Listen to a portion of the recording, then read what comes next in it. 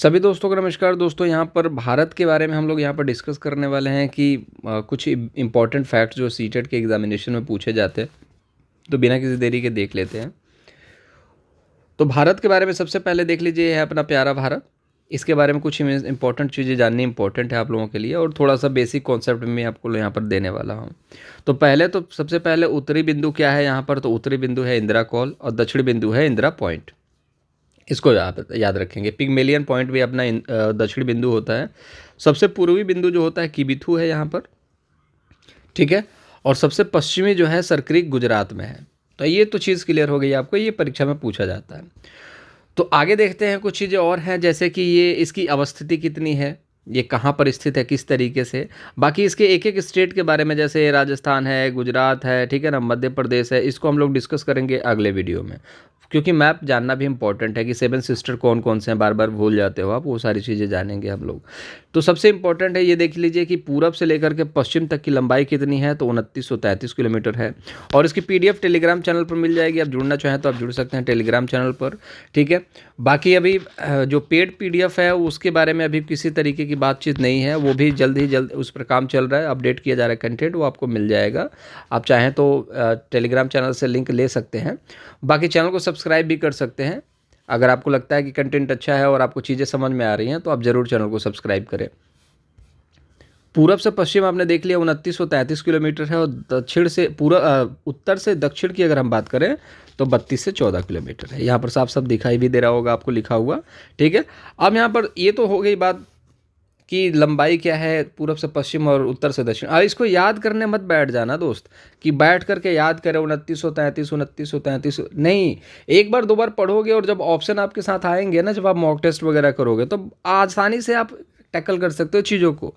याद करने वाला सिस्टम खत्म कर दो, नौकरी नहीं लगेगी ऐसे। आप चीज़ों को बार बार देखोगे ना, ऑटोमेटिकली सारी चीज़ें याद हो जाएंगी, ठीक है। अब भारत की निरपेक्ष अवस्थिति यहाँ पर बात कर लेते हैं, क्या है उसके बारे में भी थोड़ा सा। तो ये है अपना प्यारा भारत, ये है भूमध्य रेखा, ठीक है। भूमध्य रेखा 0 डिग्री, और ये है भारतीय अंतर्राष्ट्रीय मानक समय 0 डिग्री देशांतर। तो 0 डिग्री देशांतर अंतर्राष्ट्रीय मानक समय मैंने बताया था, और 180 डिग्री देशांतर जिसको अंतर्राष्ट्रीय तिथि रेखा बताया था, ठीक है। तो अंतर्राष्ट्रीय मानक समय कितना होता है, 0 डिग्री देशांतर, और 180 डिग्री देशांतर अंतर्राष्ट्रीय तिथि रेखा। 0 डिग्री को भूमध्य रेखा, इक्वेटर, ये सारी चीज़ें बोलते हैं। अब भारत कहाँ पर है, ये बड़ी लाइनें जो होती हैं, जैसे कि मान के चलो ये 0 है, 0 के ऊपर जाओगे तो ये सारे +1 +2 +3 +4 जाएगा, +1 +2 +3, और नीचे जाओगे -1 -2 -3 -4। तो भारत कहाँ है, प्लस में है, तो हम क्या बोलेंगे, भारत प्लस में है। तो ये देखोगे, ये उत्तर है, ये दक्षिण है, ये पूरब है, ये पश्चिम है। तो अक्षांश रेखाएं पड़ी रेखाएं होती हैं। तो भारत भूमध्य रेखा 0 डिग्री से ऊपर है, तो कहाँ जाएगा, उत्तरी अक्षांश में जाएगा ना, क्योंकि ये उत्तर की तरफ जा रहा है। तो ये जो भारत है उत्तरी अक्षांश में है, ठीक है। तो ये जो लाइनें जा रही हैं ना, ये जो लाइन है, ये जो एक लाइन है जो भारत को टच कर रही है नीचे से, इसको क्या बोलते हैं, 8 डिग्री 4 मिनट। और जो ऊपर लाइन टच करती है उसको क्या बोलते हैं, 37 डिग्री 6 मिनट, ठीक है। इसको याद रखेंगे, 37 डिग्री 6 मिनट ऊपर को याद रखेंगे। तो ये जो भारत की स्थिति है ना, 8 डिग्री 4 मिनट और 37 डिग्री 6 मिनट अक्षांश के बीच की स्थिति है, ठीक है। तो ये अक्षांश रेखाएं जा रही हैं, और ये इतने डिग्री पर भारत यहाँ पर स्थित है। तो ये अक्षांश रेखाएं की बात हो गई। अब देशांतर रेखाओं की बात करें तो देशांतर रेखाएं ऐसे जाती हैं, ठीक है। और दो देशांतर के बीच में लगभग 111 किलोमीटर का अंतर होता है। अक्षांश के अंदर भी इतनी ही सारी चीज़ें, एक डिग्री के अंदर इतने किलोमीटर का गैप देखने को मिलता है, ठीक है।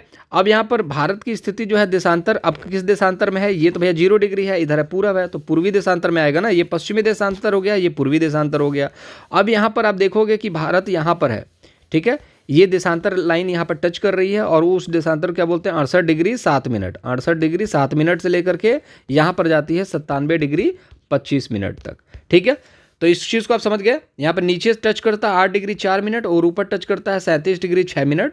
देशांतर रेखा यहाँ पर टच करता है कोने में 68 डिग्री 7 मिनट से, और यहाँ तक जाता है 67 डिग्री 25 मिनट, 97 डिग्री 25 मिनट, ठीक है।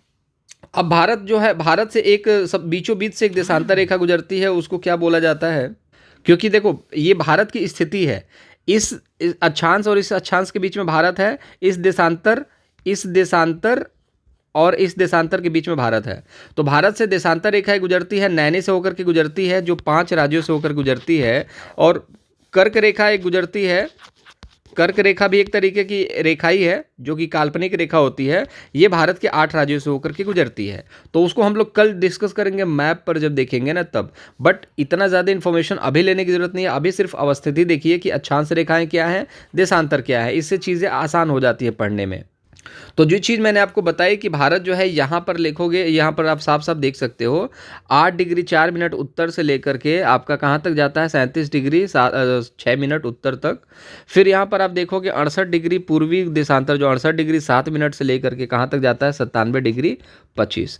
तो ये इन्फॉर्मेशन आप लोगों के लिए बेहतरीन इन्फॉर्मेशन है जो मैं आप लोगों को दे रहा हूँ, और इससे ज़्यादा पॉइंट टू पॉइंट आपको कहीं मिलेगा नहीं। बाकी आप जब चाहते हो कि अच्छे नंबर लाएं और चीज़ें के कॉन्सेप्ट क्लियर हो तो इस चैनल को जरूर सब्सक्राइब कर लीजिएगा, ठीक है। तो उत्तर से दक्षिण की लंबाई मैंने आपको पहले ही बता दी है कि उत्तर से दक्षिण की जो लंबाई है 3214 किलोमीटर है। और अगर हम बात करें कि जो आपका पूरब से पश्चिम की लंबाई कितनी है तो 2923 किलोमीटर। तो ये आपको देख लीजिए 2923 किलोमीटर है ही। स्थलीय सीमा की लंबाई की बात करें, स्थलीय सीमा जो स्थल से जुड़ा हुआ है, कुल सीमा की बात नहीं कर रहा है, सिर्फ स्थलीय सीमा की बात की जा रही है कि स्थलीय सीमा की लंबाई कितनी है। तो स्थलीय सीमा की अगर हम लंबाई की बात करें तो ये देखिए ये है टोटल स्थलीय सीमा जो समुद्र से नहीं जुड़ा हुआ, ठीक है। जो सीमा जो है, जो बॉर्डर जो है वो समुद्र से नहीं जुड़ा है वो होता है स्थलीय सीमा, ठीक है। तो ये सब जो है समुद्र से नहीं जुड़े हैं, जिसमें बहुत सारे स्टेट हैं, जैसे कि आप यहाँ पर मान के चलिए कि राजस्थान है, ठीक है, हरियाणा है, पंजाब है, राजस्थान है, पंजाब है, लेह लद्दाख है, और जम्मू कश्मीर है, उत्तराखंड है, हिमाचल है, उत्तराखंड हिमाचल, फिर उसके बाद उत्तर प्रदेश है, बिहार है, फिर उसके बाद आप देखोगे कि झारखंड है, फिर इधर 7 सिस्टर्स में से आपका अरुणाचल प्रदेश है। तो ये सब जो है यहाँ पर नागालैंड, मणिपुर, मिजोरम, ये सब जो है स्थलीय है, जल से नहीं जुड़े हुए हैं। लेकिन अगर जलीय सीमा की अगर बात करें, जो जलीय सीमा है वहाँ पर देख लेते हैं जलीय सीमा को।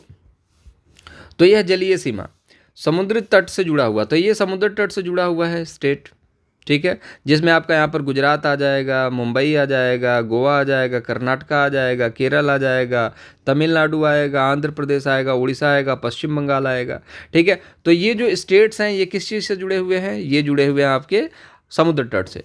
तो यहाँ पर सवाल बन जाते हैं कि लंबाई टोटल क्या है। तो अगर हम बात करें स्थलीय सीमा की, तो स्थलीय सीमा की जो लंबाई है 15200 है, 15200। और समुद्र तट की सीमा की बात करें तो वो लगभग आधी है, 75 और 17 मतलब 7517। अब इन टोटल की अगर बात कर ली जाएगी, इनको टोटल कर दिया जाएगा तो लगभग 22717 के आसपास इनकी टोटल स्थलीय सीमा है भारत की, ठीक है, टोटल स्थलीय सीमा है भारत की। और कौन कौन से राज्य हैं जो स्थल से लगते हैं वो सब अलग बात करेंगे जब भारत का मैप हम डिस्कस करेंगे, क्योंकि किसी भी चीज़ को साइकोलॉजिकली अगर तरीके से पढ़ो तो चीज़ें दिमाग में आसानी से घुसती हैं, ठीक है। बेवजह का मैं बहुत सारा कंटेंट दे दूं जो कि आप लोगों को समझ में ही ना आए, और कहीं ना कहीं समझ में तो आए लेकिन दिमाग में रिटेन ना रहे तो भी वो कुछ अच्छा फ़ायदा नहीं करेगा। तो चीज़ों को लॉजिकली तरीके से सीखेंगे। कुल क्षेत्रफल की बात करें तो 3287,263, इसको याद नहीं करना होता है दोस्त। पहले इनिशियल स्टेज में मैं भी खूब याद करता था, हर बार भूल जाते हैं, बस इसको बार बार देखना होता है नज़रों से। 3287,263 एक बार देख लिया, बात खत्म, आराम से याद हो जाएगा। जब आप क्वेश्चन आंसर एक बार प्रैक्टिस करोगे, मॉक टेस्ट एक बार जब इसको कैच कर लोगे ना कि 3287,263, उसके बाद दोबारा जीवन में कभी नहीं भूलेगा, ठीक है। और बात करें अगर भारत में राज्यों की तो 28 राज्य हैं और 8 केंद्र शासित प्रदेश हैं। इसको भी हम लोग कल डिस्कस कर लेंगे मैप में कि कौन से 28 राज्य हैं, कौन से 8 केंद्र शासित प्रदेश हैं। तो ये सारी चीज़ें हम लोग डिस्कस करेंगे कल के सेशन में। तो 8 से 10 मिनट इनफ टाइम है कुछ चीज़ों को समझने के लिए। बाकी थोड़ी थोड़ी चीज़ें और भी बेसिकली हम किसी किसी राज्य को एंटर करेंगे, किसी किसी इंपॉर्टेंट फैक्ट को टच करेंगे, तो बहुत सारी चीज़ें और भी भारत के बारे में जानेंगे। तो ऐसा नहीं है कि भारत के बारे में इतना ही है, बहुत सारी चीज़ें हैं, लेकिन टाइम टू टाइम हम लोग सारी चीज़ों को डिस्कस करेंगे। तो उसको लेकर के आप लोड बिल्कुल ना लीजिएगा। बाकी सारे कंटेंट आपको ढंग से कराया जाएगा, पेडागोजी भी, हर एक सब्जेक्ट यहाँ पर ढंग से करा दिया जाएगा। अगर आप विश्वास करते हैं तो चैनल को सब्सक्राइब कर सकते हैं, और मैं आपके विश्वास को कभी तोड़ूंगा नहीं। आपका काम आसान हो जाएगा, पेपर आप एक बार में पास कर जाओगे, ये मेरी गारंटी है। बाकी इच्छा आपकी है, चैनल को सब्सक्राइब कर लेंगे, और नीचे कमेंट बॉक्स से आप कोई सजेशन है, सुझाव देना चाहें तो आप दे सकते हैं। टेलीग्राम से जुड़ेंगे तो PDF आपको मिलेगा।